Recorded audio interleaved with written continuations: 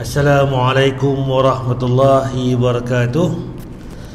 Innal hamdalillah nahmaduhu wa nasta'inuhu wa nastaghfiruh wa na'udzu billahi min shururi anfusina wa min sayyiati a'malina.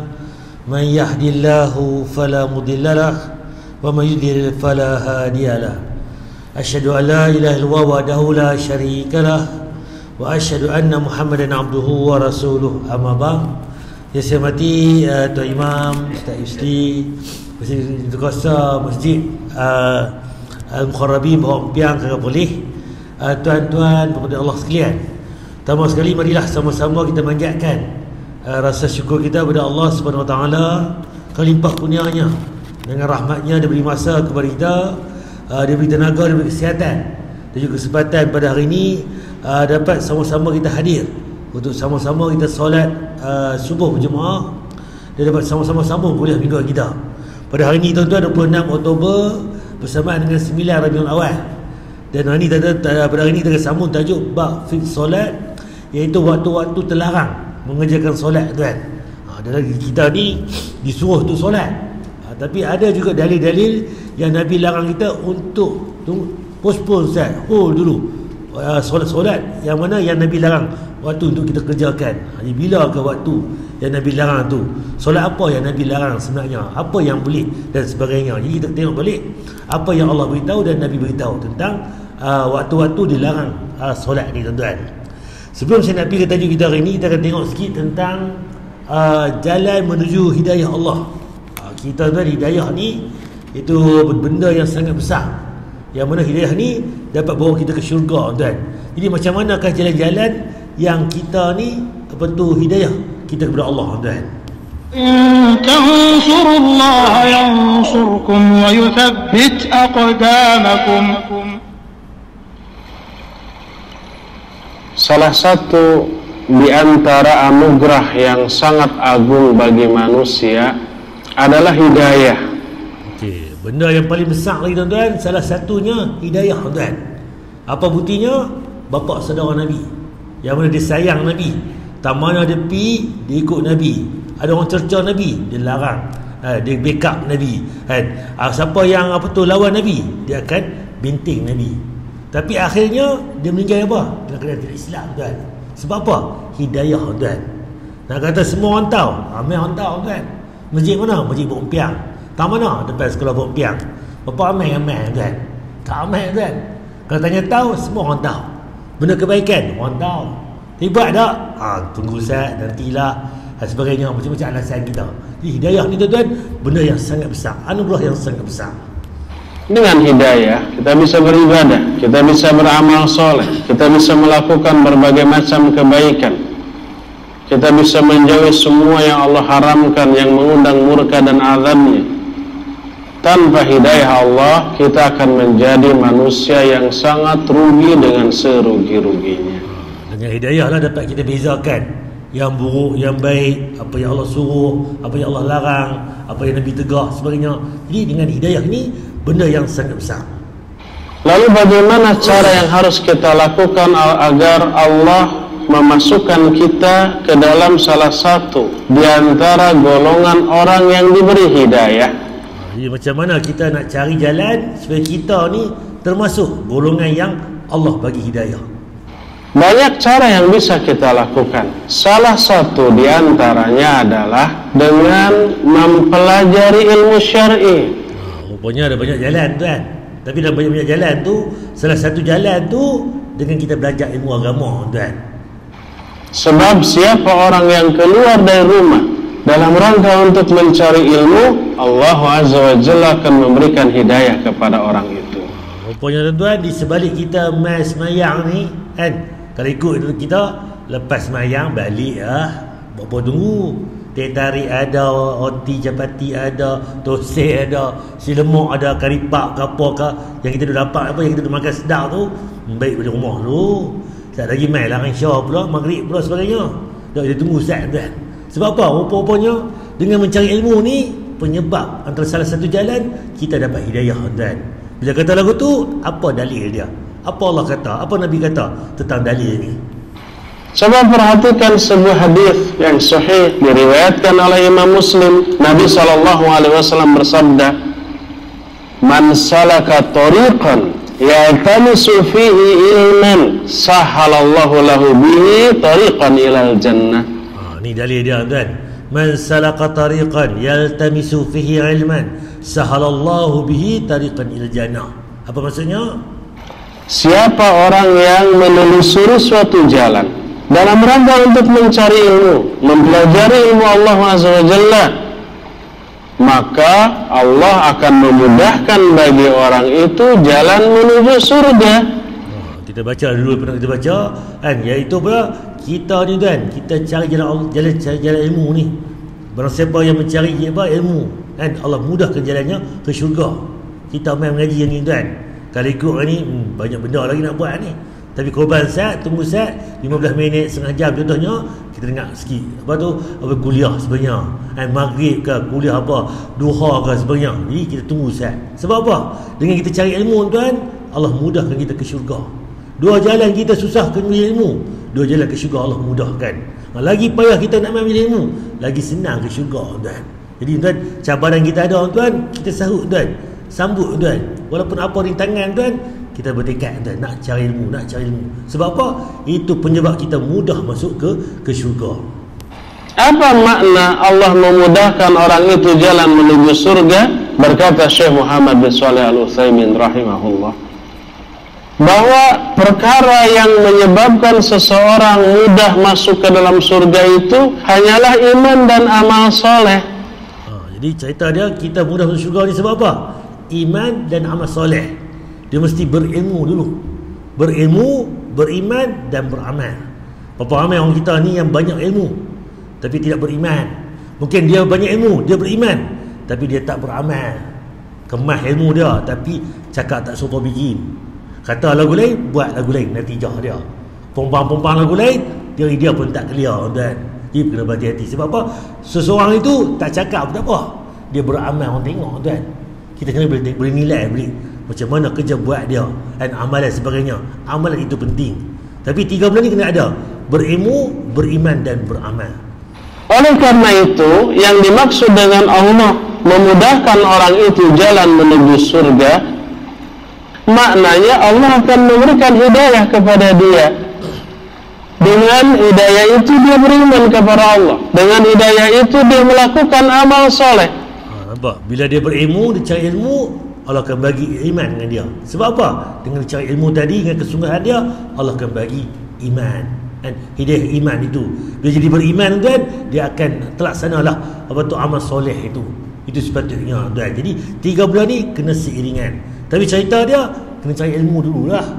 Ni ilmu pun tak mau dengar kan, tak mau ambil tahu, tak mau ambil bab. Jauh lagi lah kita untuk mencari redha Allah ni. Sebab kan jarang lah, tak pernah ada kes kata main tiba-tiba dia masuk Islam. Dia mesti mencari tuan. Kalau orang bukan Islam pun, dia akan mencari siapa Tuhan dia, siapa pencipta alam ni. Dia akan mencari. Bila mencari-cari, Allah bagi jumpa tuan. Jarang jumpa benda-benda tu main seketui, dia dapat hidayah. Dah, dia mesti ada cerita tuan. Dia mencari kisah apa, dia menengok sebenarnya kan? Dia melihat apa dia. Jadi semua tu dia akan tengok tuan, dengan ilmu tuan. Oleh karena itulah maka hadis ini mengisyaratkan salah satu cara untuk bisa memperoleh hidayah dari Allah Azza wa Jalla adalah dengan mempelajari ilmu syar'i, ilmu-ilmu yang Allah ajarkan yang tertuang dalam kitabnya Al-Quran dan As-Sunnah. Jadi kesimpulannya tuan, kita cari ilmu tuan. Jadi kita betul niat kita dulu. Niat apa? Cari ilmu kerana Allah Ta'ala, perbaharui dia apa? Perbetul diri, upgrade diri, nilai tambah kita ni. Sebab ilmu ni berkembang tuan.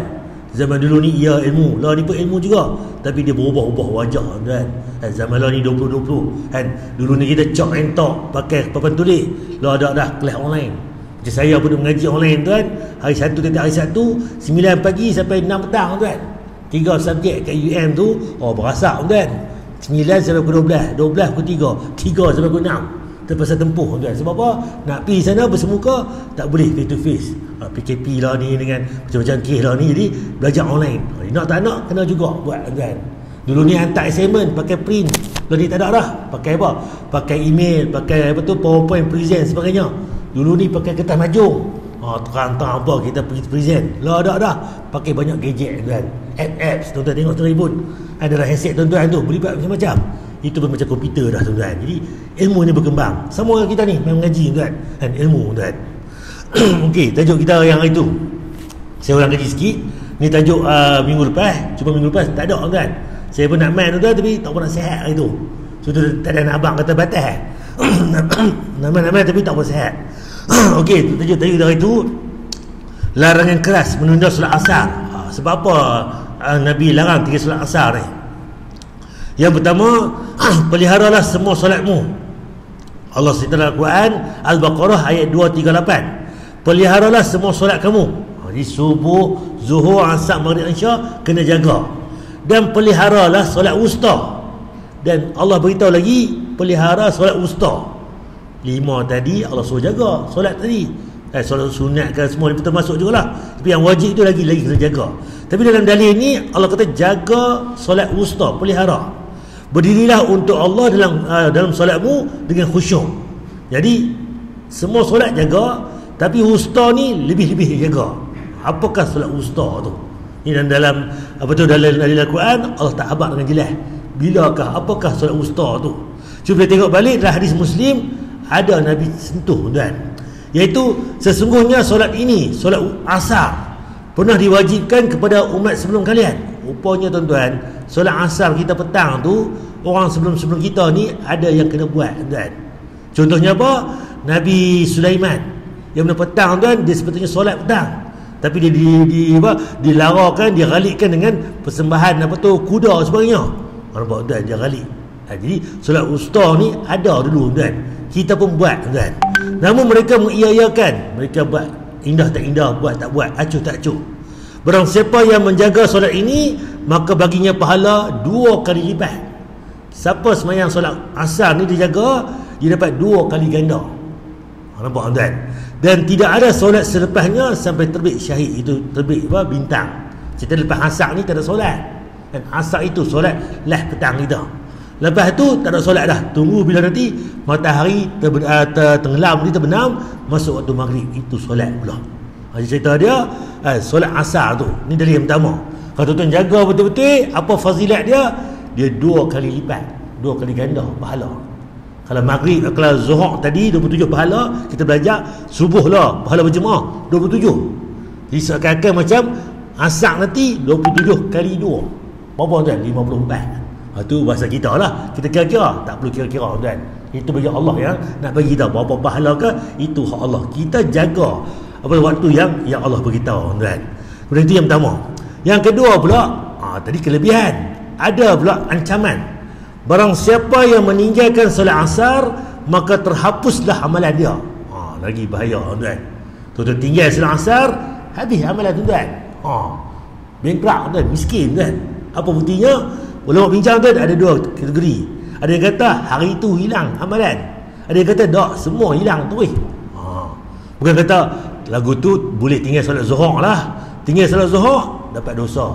Meninggal maghrib dapat dosa. Apa tu zuhur dapat dosa. Tapi solat asar ditinggal, satu dosa.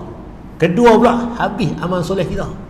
Duk bagi 500 ke orang, duk bayar zakat, duk tolong orang, duk puasa sunat hari tu, duk buat amal soleh, habis amalan. Dan bayangkan ruginya kita. Dijaga betul-betul tuan. Solat asar ni buat kelebihan 2 kali ganda. Tak buat pula, dia makan amalan kita tuan. Hadis Bukhari, An-Nasai dan Imam Ahmad. Orang yang terlewat tidak mengerjakan solat asar, seolah-olah dia telah hilang keluarga dan hartanya. Dalil yang ketiga pula ni hadis Bukhari Muslim muttafaqun alaih. Siapa yang tinggal solat asar ni seolah-olah apa? Dia hilang keluarga dia, hilang harta dia. Tuan parking kereta tadi subuh tadi keluar hilang kereta. Tu bawa kereta biji tak apa hari. Ada kat rumah. Balik rumah pula, rumah pun hilang. Tapak orang tinggal. Kacau tuan. Tak apa lagi. Bini pun hilang, anak pun hilang. Habis tuan. Nak kata apa lagi? Nak pergi tahu mana lagi tuan? Harta pun tak ada, orang pun tak ada. Habis tuan. Bahasa kita ngangak saja tuan. Tuan bayangkan, jadi rugi tuan. Jadi nampak kata rugi sungguh orang tak bayar asar ni. Dia main-main dunia dia harta tak ada, keluarga pun tak ada, siapa lagi tuan-tuan? Tak ada kan. Hadis Bukhari Muslim. Jadi kuatnya pentingnya asar ni. Bukan kata lagu tu solat lain tinggal lah, tinggal solat lain dosa tuan. Asar ni dosa satu, tapi dia menyebabkan kerugian yang sangat besar. Okey, sikit lagi tuan-tuan, ajaibnya doa. Macam mana doa ni tuan-tuan? Saya sentuh sikit. Kita dah berdoa hari-hari. Apakah kelebihan, keajaiban doa ni tuan?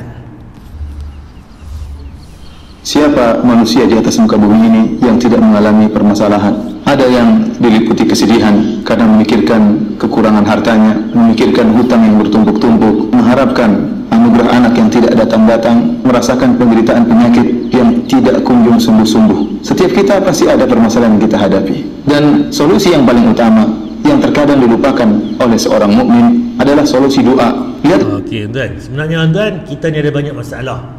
Lahir kita kat dunia ni tuan, sebenarnya kita kena tempuh masalah. Ustaz macam-macam main ustaz, lepas satu-satu. Tak, dunia ni diuji. Tempat kita diuji. Lepas satu selesai, satu diuji. Berjaya kita tuan, akhirat kita bahagia tuan.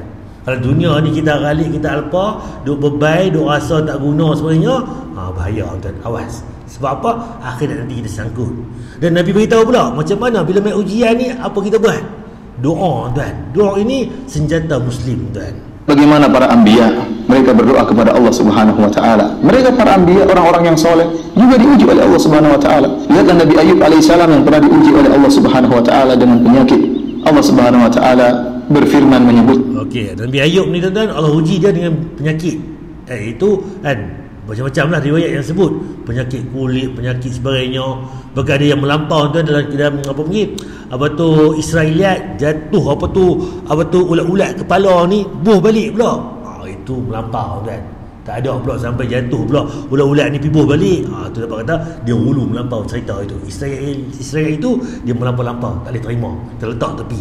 Tapi ia dalam sebut Nabi Ayub diuji, itu ia memang ada. Tentang kisah Nabi Ayub, dan ingatlah bagaimana Nabi Ayub alaihissalam tatkala dia berkata kepada Rabbnya, ya Allah, aku ditimpa dengan penderitaan, ditimpa dengan penyakit, dan engkau adalah zat yang paling maha pengasih lagi maha penyayang. Nampak? Bila doa tuan, apa tu Nabi Ayub sebut, ya Allah, aku ditimpa dengan penderitaan, ditimpa penyakit, engkau adalah zat yang paling pengasih dan maha penyayang.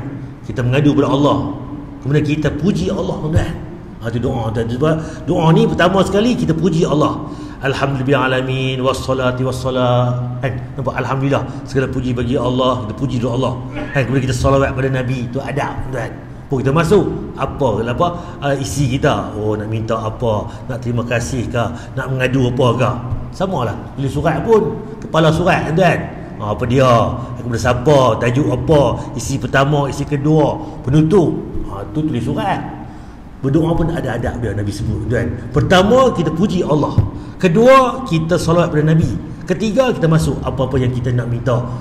Dan yang ketiga tu, yang keempat pula, selit nama-nama Allah, Asmaul Husna, Ya Rahman, Ya Rahim, Ya Aziz, Ya Jabbar, engkau maha pemurah, engkau maha penguasai, engkau maha kaya, sebagainya. Doa tuan. Jadi semua tu cara-cara, ada adab Nabi ajak kita. Lagi maha penyayang, kami kabulkan permintaannya dan kami hilangkan penyakit yang dialaminya. Apa jadi Allah kabulkan permintaan Nabi Ayub tadi, dan Allah hilangkan penyakit dia.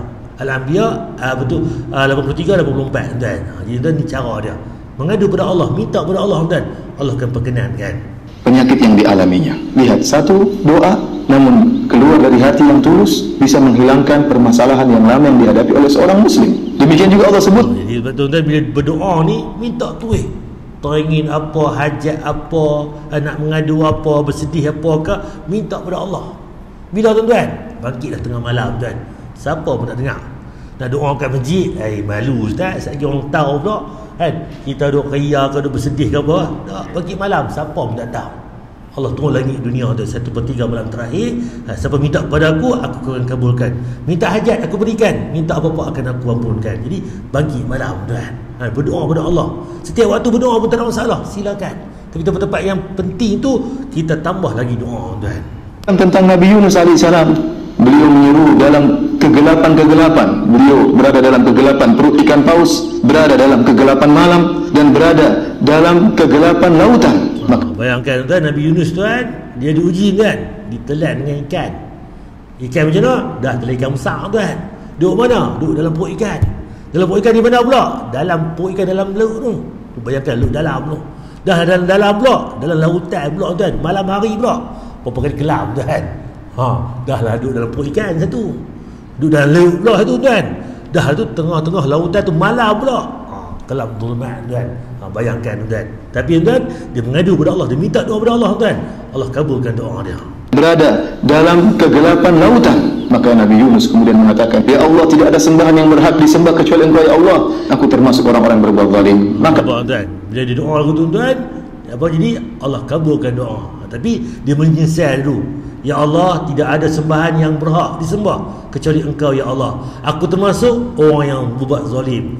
Kita ni akbar, alik, lupa diri sebagainya. Jadi kita orang yang zalim. Orang berbuat zalim. Maka apa kata Allah Subhanahu wa taala? Kami pun mengabulkan doa Nabi Yunus alaihissalam, dan demikianlah kami selamatkan orang-orang yang beriman. Artinya Allah tolong Nabi Yunus tuan. Bayangkan, kalau tidak dengan doa dia tuan, boleh jadi sampai hari kiamat pun boleh jadi tuan.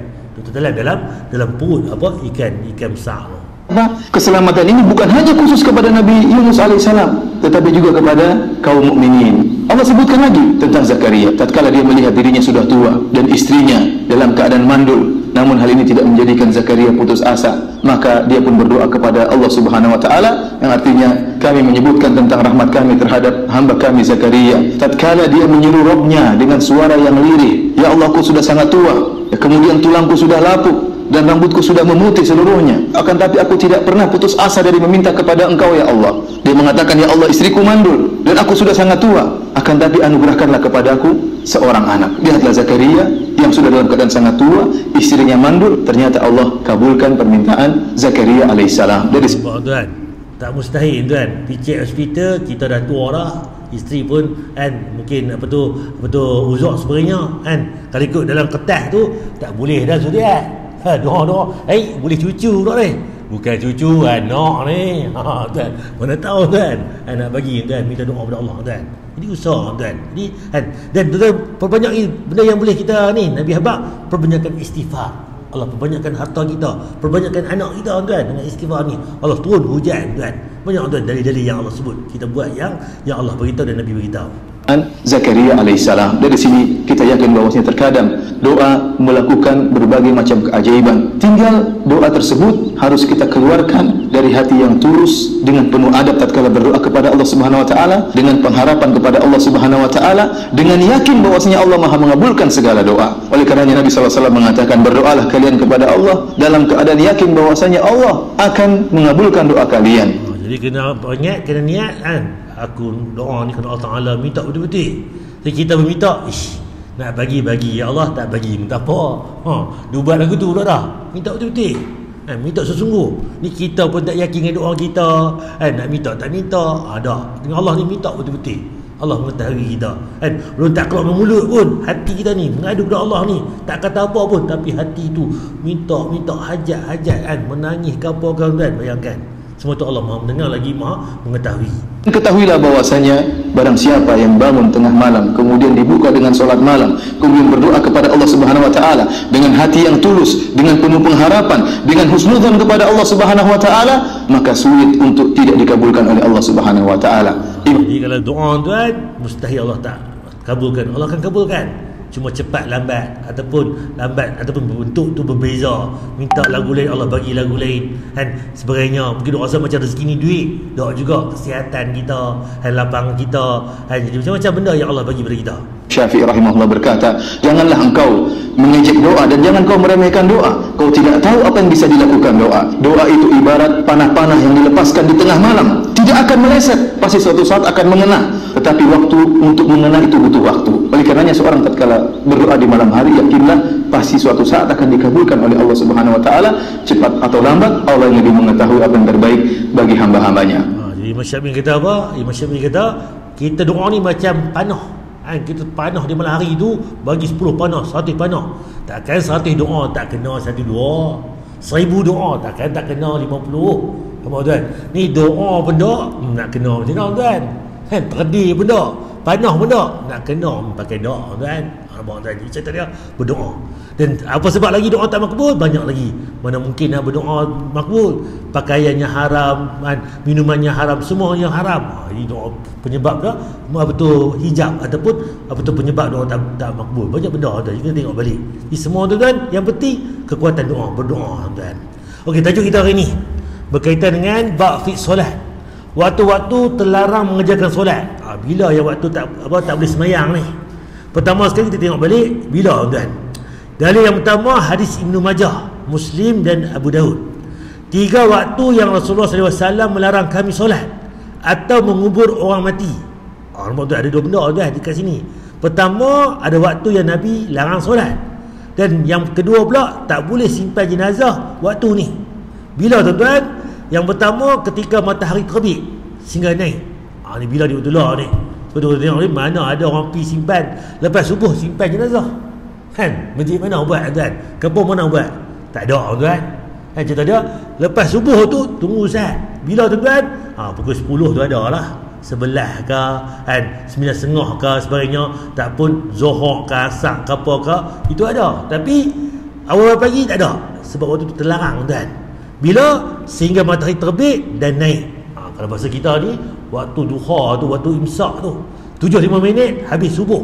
7.5 minit tu tambah 15 minit ke 20 minit sampai 7.30, 7.45. Itu tuan, waktu-waktu yang terlarang tadi. Dan yang kedua tuan-tuan, ketika pertengahan siang hingga matahari tergelincir. Matahari duduk atas ni, kalau bahasa kita ni, matahari mengambang lagi. Buah satu benda objek duduk atas benda ni, tak ada bayangan kiri kanan depan belakang, dia duduk tengah-tengah tu. Jadi bila tak ada bayang tu, itu waktu yang diharamkan solat tuan. Kalau dia main gelincir sebelah barat, dah masuk waktu zuhur, lohor tuan. Ketika yang ketiga pula, ketika matahari condong ke barat sehingga tenggelam. Bila main dah matahari nak terbenam tu, matahari nak terbenam tu waktu maghrib tu. Bila main asak tu, kalau kita maghrib 7.2 minit tu dia, maghrib 7.2 minit tuan. Awal tuan. Jadi berapa? 6.45, 6.50. Tu waktu yang mana yang dilarang. Sebab apa? Dia main hujung-hujung dah. Ni dalil yang pertama. 3 waktu ni Nabi larang. Simpan jenazah pun tak boleh. Apa tu nak pi nak solat pun tak boleh 3 waktu ni. Cuma nak simpan tadi, ikut juga kalau benda tu jenazah tu lepas insiden darah keluar banyak, perlu disegerakan sebenarnya, dia terhindar. Tapi kalau ada waktu-waktu lain kan, hindarkan waktu 3 ni. Tapi ada keperluan sebenarnya kan, yang mendesak tu cerita lain. Tapi selalunya 3 waktu ni orang tak pergi simpan jenazah time ni kan. Kalau pukul 11 pun simpan-simpan tu ku ayat dalam ke apa, duk pam ke sebagainya sampai pukul 1. Tu cerita lain. Sebab apa? Kita mula awal. Ni dah pukul 1 tu baru nak pergi simpan sebelum zuhur tu, tak tepat sebenarnya. Ataupun buat awal ataupun selepas zuhur, itu iya tuan. Okey, tu yang pertama. Dalil kedua tadi dia beritahu pula sebab apa pula waktu yang terlarang tadi. Pasal apa tak boleh simpan 3 waktu tadi? Hadis Muslim, Nabi SAW telah menjelaskan alasan dilarangnya solat dalam waktu-waktu ini melalui perkataan beliau kepada Am bin Abbasah. Itu dia, kerjakanlah solat subuh, sembahyang subuh, kemudian berhenti solat sehingga matahari terbit dan naik. Bila matahari terbit ni, bila berhenti 7.5 minit tu, syuruk tu dah habis waktu subuh. Sampai bila? Sampai matahari naik. Waktu kita bincang itu solat duha tu satu tinggi 2 galah itu, iaitu lebih kurang 15 minit ke 20 minit tinggi galah tuan. Itu je punya penandaan lah kita. Kemudian Nabi sebut lagi, kerana sesungguhnya ketika terbit matahari berada di antara 2 tanduk syaitan. Rupanya tuan-tuan, bila kita semayang awal lepas subuh tu 7.5 minit kata lagi ni, kalau semayang juga time tu, itu antara 2 tanduk syaitan tuan. Zaman kita mungkin tak buat dah benda ni. Kalau zaman dulu ni, zaman Nabi Sulaiman kan, kalau kita bahasa kita Ratu Balqis, Puteri Sabah tu, dia buat solat matahari ni tuan. Kalau tengok balik pun di Penang tuan, Kampung Sonok, ada yang mana dulu ni sembah matahari tuan. Itu pun termasuk kan. Jadi bila matahari naik tadi waktu tu, sebab apa? Berada di antara 2 tanduk syaitan. Pada waktu itu orang-orang kafir sujud pada matahari. Nampak tuan. Setelah itu solatlah. Lepas itu solatlah. 7.45 pukul 8 nak buat duha kan, nak buat apa ke, silakan, tak ada masalah. Kemudian kerana sesungguhnya solat tersebut disaksikan dan dihadiri sehingga bila matahari naik setinggi tombak tadi ni, kemudian hentilah solat. Bila mai tengah hari pula kan, kerana waktu itu neraka jahanam sedang bergolak, matahari duduk atas merombang atau menggigit, tu hindarkan solat. Pukul berapa? Pukul yang mana matahari ni duduk terpacak betul di atas objek, tak ada bayangan. Kalau bahasa kita ni 15 minit ke 20 minit sebelum waktu zuhur, 1.5 minit zuhur, tolak 15 minit, 1.45, 1.40 lebih kurang kadang-kadang itulah. Tu time tu 12.45, 12.40 tu, itu waktu yang termasuk larangan tadi. Sebab apa? Waktu itu jahanam bergolak. Ayat apa tu, api di neraka jahanam tu time tu tengah duk panas membahang, tengah duk waktu mendidih kan. Tu dalil dia. Jika bayangan telah condong ke barat, masuk waktu zuhur, maka solatlah solat zuhur. Kerana sesungguhnya solat itu dihadiri dan disaksikan. Sehingga bila engkau solat asar, zuhur asar, silakan waktu-waktu dia. Kemudian hentikanlah solat sehingga matahari terbenam. Kerana sesungguhnya ia terbenam di antara dua tanduk syaitan, dan ketika itu orang-orang kafir sujud pada matahari. Hadis Muslim. Tu cerita dia. Jadi bila mai time maghrib tu, sebelum maghrib tu 15 minit ke 20 minit tu, itu antara dua tanduk syaitan. 3 waktu ni Nabi larang. Matahari naik sekali sebab orang kafir, orang yang mana ni sembah matahari. Tengah hari tu merombang sebab apa? Neraka jahanam bergolak panas. Yang mana matahari nak terbenam tu pula sebab apa? Antara dua tanduk syaitan balik. 3 waktu ni tak boleh semayang, tak boleh kita simpan jenazah. Cuma solat apa ni? Semua solat tak boleh, kecuali solat tahiyatul masjid. Tuan-tuan mai sehari ni maghrib sehari mai pukul 6.50. Kalau ikut waktu tu termasuk waktu larang, kita boleh buat 2 rakaat solat tahiyatul masjid. Sebab time tu kita main bukan solat lain, solat untuk Nabi Habaq, sebelum duduk buat 2 rakaat. Itu solat adab. Kita masuk masjid, kita beradab, jangan duduk lagi, solat 2 rakaat. Itu iya. Saja nak buat solat taubat, solat hajat, solat apa-apa yang lain, tak boleh, tunggu sat. Sebab tadi ni Nabi larang tadi, dia termasuk dalam larangan hadis Muslim. Okey, kita pergi lagi kan. Ada juga dilarang solat sunnah setelah iqamat. Nabi larang juga. Mai tadi contoh subuh tadi, tok bila iqamat, kita baru nak mula semayang sunat subuh, jangan kan. Dah orang duk iqamat tu tak ada solat dah tuan. Sebab Nabi sebut dari Abu Hurairah radhiyallahu, Nabi sallallahu alaihi wasallam bersabda, jika iqamat solat sudah dikumandangkan, maka tidak ada solat selain solat wajib. Tadi ni orang mai azan subuh pukul 5.55 kata, kita bermain awal masjid buat 2 rakaat kan. Itu solat yang Nabi kata khairun minad dunya wa ma fiha, lebih dunia daripada isi dunia. Tiba mai kawan kita ni mai orang Nabi solat dah, dia baru nak mula Allahu Akbar, terus semayang. Tok Bilal pun tengok jam 10 minit 15 minit, dia nak qamat lah. Dia qamat kau kita tak habis lagi, baru mula Al-Fatihah. Macam mana kan? Nak habis ke nak berhenti? Kena berhenti kan. Ni dalil dia. Kalau tuan-tuan semayang juga, jika iqamat solat sudah dikumandangkan, maka tidak ada solat selain solat wajib. Kita semayang sunat tadi tak dikira kan. Sebab kita main masjid pun solat wajib. Kalau main awal tambah solat sunat. Ni waktu kecederaan dah mai lewat, orang dah iqamat, berhenti kan, mufaraqah, tinggal solat sunat tadi, terus main solat berjemaah. Tu yang penting. Sekarang kita ni gagah habis, 2 rakaat baru mula Al-Fatihah awal tu, jauh lagi kan. Kudu baca tahiyat dah, at-tahiyatu barakatuh, tak apalah habis sikit lagi. Ni dah baru duduk gear 1, gear 2, tu dia mayang patuk ayam cepat. Orang tu imam baca Fatihah dah, dia tak habis lagi. Baca surah dah, dia tak habis lagi. Dah imam rukuk dah, dia masbuk tuan. Main masjid, main berjemaah. Dia ada pula solat sunat. Sembahyang waktu pula berjemaah tadi dia ketinggalan.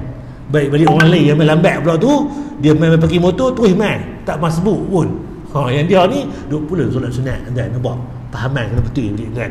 Betul solat sunat, sunnah, tapi bila main berlaga dengan qamat tadi qamah, jangan kita duk habis juga.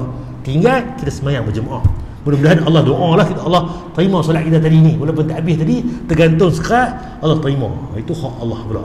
Kita tengok apa dalil yang kita kena utamakan. Ni dak main pakai ikut akal kita, dak. Agama bukan ikut akal. Dia mesti qala Allah qala Rasul, dan barulah diikuti dengan dalil logik dan sebagainya. Agama mesti dalil dulu, itu diutamakan. Okey, yang ketiga, dilarang solat sunnah setelah fajar terbit dan sebelum solat subuh. Macam mana tuan-tuan? Dari Yasar bekas budak Ibn Umar, dia berkata, Ibn Umar melihatku sedang solat setelah fajar terbit.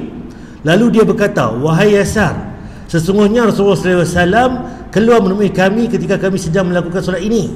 Kemudian beliau bersabda, hendaklah orang yang hadir di antara kalian memberitahu yang tidak hadir, janganlah kalian solat setelah fajar kecuali 2 rakaat. Nampak apa tuan? Bila orang azan subuh, tak ada dah buat 4 rakaat, 6 rakaat. Solat malam tadi habis dah. Kata Nabi Habak, bangkit malam buat 2 masna, solat malam ni, tahajud. Bila takut subuh, tutup dengan witir 1 rakaat. Tiba-tiba bila pagi tu kita dengar orang azan subuh, apa kita buat? Bangkit buat 2 rakaat. Yang tu saja. Dok, nak tambah lagi ni, buat solat 4, 6, 8, tak ada dah.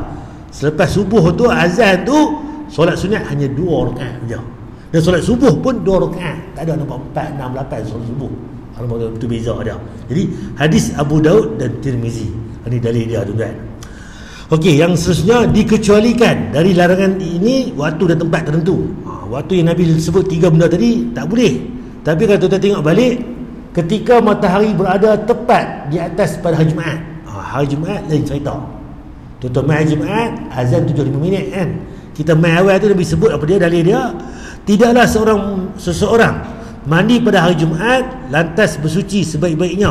Macam mana mandi wajib tu, mandi betul-betul. Mengenakan minyak rambut, pakai minyak rambut gelada tuan. Atau mengenakan minyak wangi di rumahnya. Ada minyak wangi pakai di rumah. Bukan main masjid ni baru nak calik. Main siapa ada minyak wangi? Calik Ustaz. Tahu sunnah Nabi. Nak minyak wangi, kita pakai wangi. Tapi tak, dia minta minyak wangi orang pula. Bukan sunnah. Sunnah Nabi pakai minyak wangi kalau kita ada. Kalau tak ada, orang nak offer, baru kita pisau api dingin. Tak ada masalah. Kemudian Nabi habaq lagi, kemudian keluar dan tidak memisahkan antara 2 orang. Orang duduk 2 orang ni, kita pisah mereka. Duduk pergi lalu tengah, duduk pergi potong sebenarnya. Tak betul sebenarnya. Tapi padan lah. Mereka ni pula duduk tengah-tengah tu. Depan sah kosong. Yang kita pun nak potong lah. Mereka ni sebab apa? Nak pisah depan tu, kosong. Nampak tuan? Kita tak faham sunnah.